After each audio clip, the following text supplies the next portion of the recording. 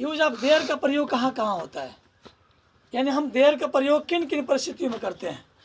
तो सबसे पहले जहाँ किसी वस्तु का होना अथवा न होना पाया जाए वहाँ देयर का प्रयोग सब्जेक्ट के रूप में किया जाता है, कर्ता के रूप में किया जाता है। पहचान सब लोग समझ गए कि देयर का प्रयोग कहाँ होता है। तो जहाँ किसी वस्तु का या चीज का होना अथवा न होना पाया जाए वहाँ देयर का प्रयोग सब्जेक्ट के रूप में किया जाता है। जैसे एक वाक्य है, यहाँ देखिएगा, पानी है, पानी है, ध्यान दीजिएगा। पानी का होना पाया जा रहा है तो सीधे बनेगा देयर इज वाटर, ध्यान दीजिएगा। अगर आता है कि यहाँ पानी है, यहाँ पानी है, ध्यान दीजिएगा, यहाँ पानी है तो देयर इज वाटर हियर। लेकिन अगर आता है कि वहाँ पानी है, वहाँ पानी है, देखिए यहाँ पानी है तो देयर इज वाटर हियर, लेकिन वहाँ पानी है तो देयर इज वाटर देयर। अब नदी में पानी है, नदी में पानी है, नदी में पानी है तो there is water in the river. क्या होगा? There is water in the river. इसी तरह से वाक्य अगर होता है पुस्तक है, गौर कीजिएगा, पुस्तक है, पुस्तक का होना पाया जा रहा है, तो क्या करेंगे? पुस्तक है तो देयर इज ए बुक, क्या बनेगा? There is a book. लेकिन अगर आता है 6वें नंबर पे पुस्तकें हैं, पुस्तकें हैं, गौर कीजिएगा, पुस्तक है एक वचन है, देयर इज ए बुक, पुस्तकें हैं, देयर आर बुक्स। क्या होगा? There are books. लेकिन अगर पूछता है कि यहाँ एक पुस्तक है, यहाँ एक पुस्तक है, यहाँ है तो there is a book here. क्या होगा? There is a book here. इस तरह से मैं आपसे तमाम ऐसे वाक्य पूछ सकता हूँ। जैसे सप्ताह में 7 दिन होता है, सप्ताह में 7 दिन होता है तो there are 7 days in a week. वर्ष में 12 महीने होते हैं और मंथ में 30 दिन होते हैं। इस तरह से इस विद्यालय में 400 विद्यार्थी हैं तो there are 400 student in this school. भारत में अनेक नदियां हैं, there are many rivers in India. इस तरह से वहाँ एक शेर है, वहाँ एक, तो there is a lion there. लेकिन हम कहते हैं कि यहाँ एक शेर था, यहाँ एक, तो there was a lion here. अब ये सवाल उठता है कि जंगल में एक शेर था, जंगल में एक शेर था, तो जंगल में एक शेर था, there was a lion in the forest. वहाँ 10 लड़के हैं, क्या होगा? वहाँ 10 लड़के हैं तो देयर आर 10 बॉयज देयर। यहाँ 5 लड़के हैं, देयर आर 5 बॉयज हियर।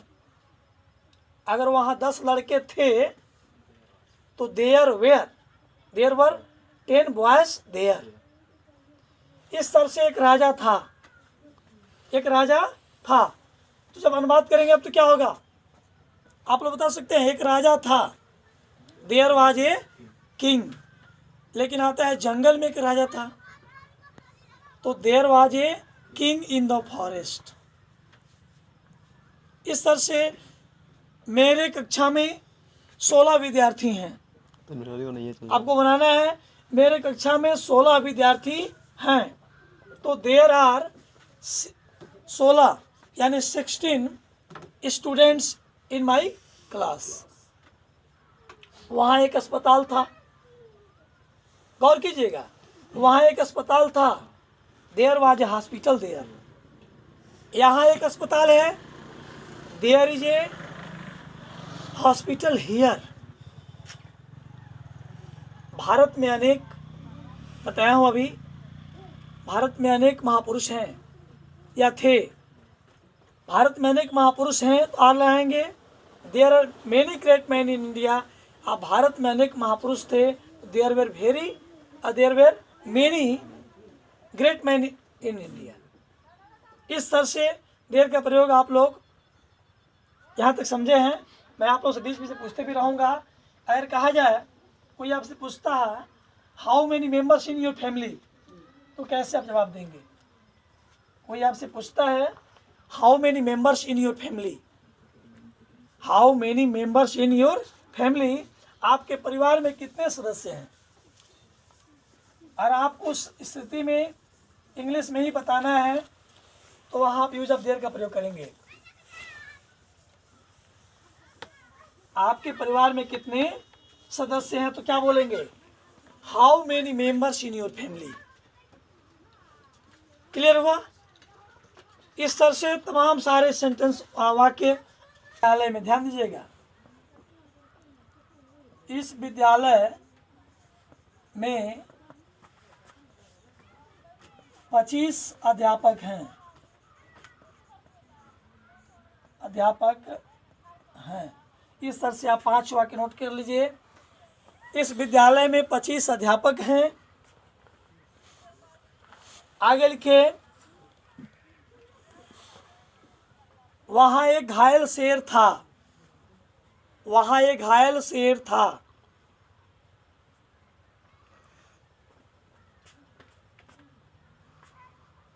यहाँ एक सुंदर बागीचा है, यहाँ एक सुंदर बागीचा है। नेक्स्ट पॉइंट पे, वहाँ 10 औरतें थीं, वहाँ 10 औरतें थीं। यहाँ एक काली गाय है, यहाँ एक काली गाय है। वहाँ 25 विद्यार्थी हैं।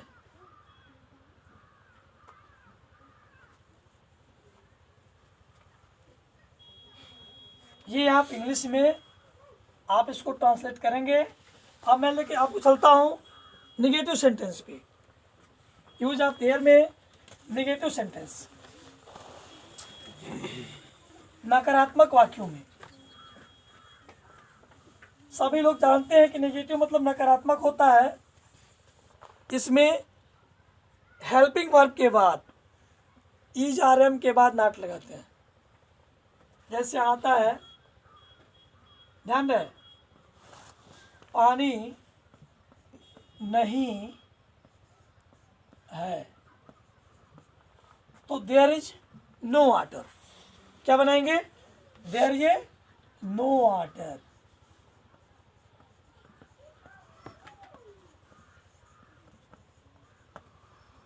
अगर आता है कि यहाँ पानी नहीं है तो there is no water here. वहाँ पानी नहीं है तो there is no water there. अगर नदी में पानी नहीं है तो there is no water in the rivers. अगर आगे आता है, यहाँ एक शेर नहीं था, यहाँ एक शेर नहीं था, ध्यान दीजिएगा। तो क्या होगा? शेर का होना पाया जाए, नहीं होना पाया जाए, पहले बताया हूँ। यहाँ किसी वस्तु का होना अथवा न होना पाया जाए। तो यहाँ एक शेर नहीं था, there was not a lion in the forest. अगर जंगल होगा तो फॉरेस्ट, यहाँ है तो हियर। गौर कीजिएगा, यहाँ एक शेर नहीं था तो there was not a lion here. ऐसी बात को बोलते हैं कि जंगल में एक शेर नहीं था तो there was not a lion in the forest. इस तरह से वहाँ 10 औरतें नहीं हैं। ध्यान दीजिएगा, वहाँ 10 औरतें नहीं हैं। गौर कीजिए, वहाँ 10 औरतें नहीं है तो क्या होगा? There were not 10 women there. Women में से एक औरत होता है, और वोमेन अनेक औरतें। तो there were not 10 women there. इस तरह से यहाँ एक गाय नहीं है। क्या करेंगे? यहाँ एक गाय नहीं है, तो there is not a cow here. यहाँ एक गाय नहीं है, there is not a cow here. इस तरह से वहाँ 10 लड़के नहीं थे, लड़के नहीं थे। अब देखिए, वहाँ 10 लड़के नहीं थे, तो there were not 10 boys there. There were not 10 boys there. इस तरह से आप स्पष्ट सभी लोग समझ गए। पुस्तक नहीं है तो there is not a book. पुस्तकें नहीं हैं तो देयर आर नॉट बुक्स। और वहाँ एक पुस्तक नहीं है तो there is not a book there. यहाँ एक पुस्तक नहीं है तो there is not a book here.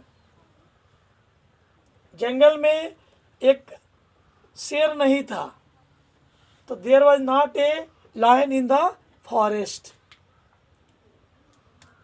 इस तरह से आप नेगेटिव समझ गए सभी लोग। अगर किसी को समस्या हो तो आप कमेंट कर सकते हैं, पूछ सकते हैं, मैं उसके लिए तैयार हूँ बताने के लिए आपको। इसके बाद नेगेटिव सेंटेंस में इज आर एम के बाद नॉट लगाते हैं। काउंटेबल में नॉट लगाते हैं, अनकाउंटेबल में नो लगाते हैं। जैसे पानी नहीं है, देयर इज नो वाटर लिखे हैं। अगर पुस्तक नहीं है तो there is not a book.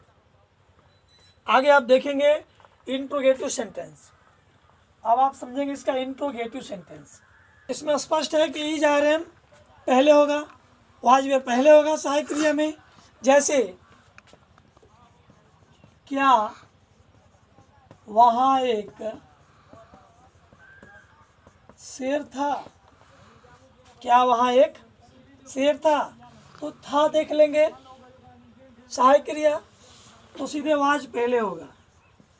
Was there a lion there. ध्यान दीजिएगा, क्या वहाँ एक शेर था? तो was there a lion there. आता है क्या यहाँ एक लड़की है? तो is there a girl here. ध्यान दीजिएगा, क्या यहाँ एक पुस्तक है? क्या यहाँ एक पुस्तक है? तो है तो is there a book here.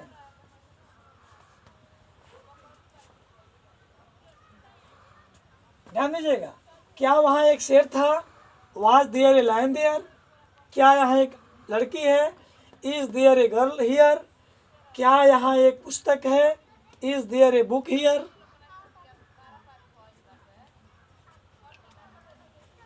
अगर यही बड़ा होते जाएगा, क्या इस विद्यालय में 11 अध्यापक हैं? क्या इस विद्यालय में 11 अध्यापक हैं? क्या होगा बता सकते हैं? क्या इस विद्यालय में 11 अध्यापक हैं? क्या इस विद्यालय में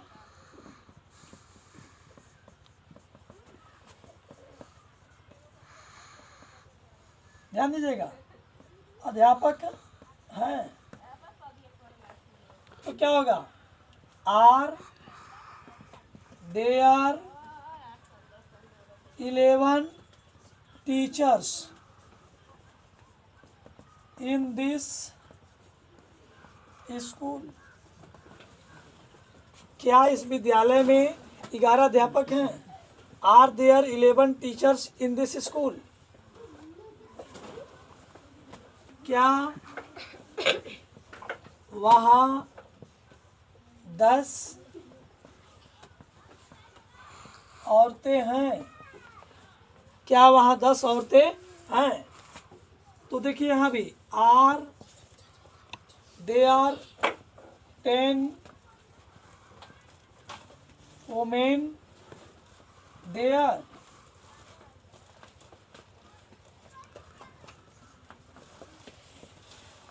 क्या वहाँ 20 लड़के हैं? ध्यान दीजिएगा, क्या वहाँ 20 लड़के हैं? तो are there 20 boys there.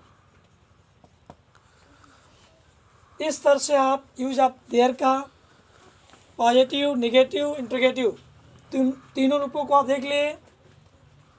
Positive मैंने बताया था कि अगर पुस्तक है, मैंने शुरू में बताया है कि जहाँ किसी वस्तु का होना अथवा न होना पाया जाए,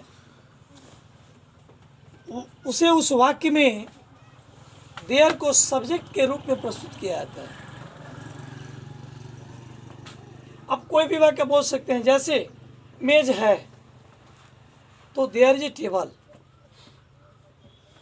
बहुत सी मेज है, देयर आर टेबल्स। एक कुर्सी है, देयर इज ए चेयर।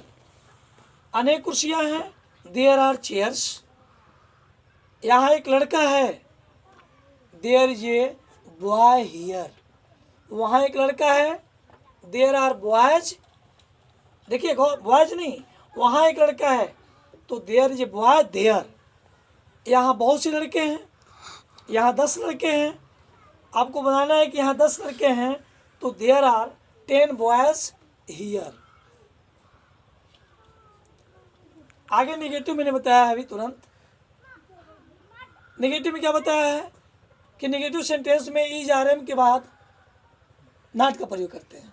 जैसे वहाँ एक पुस्तक नहीं है, वहाँ एक पुस्तक, तो there is not book there. यहाँ एक पुस्तक नहीं है, there is not book here. बागीचे में लड़के नहीं हैं, गौर कीजिएगा, बागीचे में लड़के नहीं हैं तो there are not boys in the garden. अभी